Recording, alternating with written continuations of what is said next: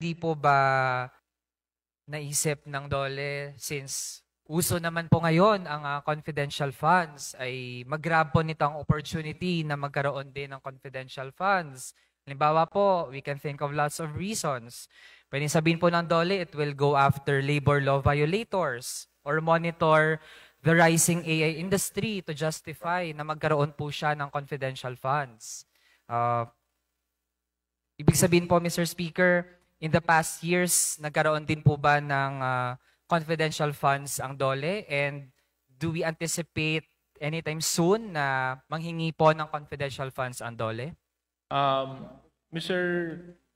Congressman Raul Manuel, in the past and to the present, wala pong hiningi at wala pong confidential funds ang Department of Labor and Employment. Sa tanaw at sa tingin po ng departamento, sapat na po ang mga programa at mga serbisyong ipinatutupad nito upang siguraduhin na nagagawa po nila ang kanilang mandato.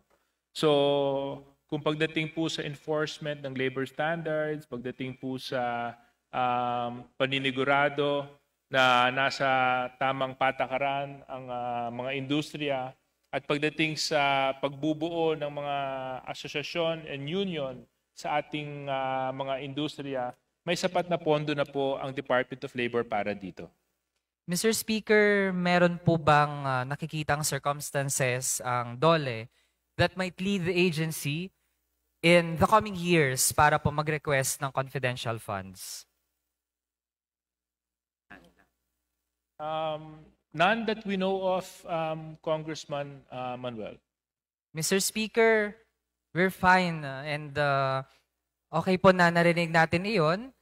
Isa po ang DOLE sa iba ding mga civilian agencies na hindi nag-request ng confidential funds at hindi po magre-request, no? At least in the next few years, ng confidential funds.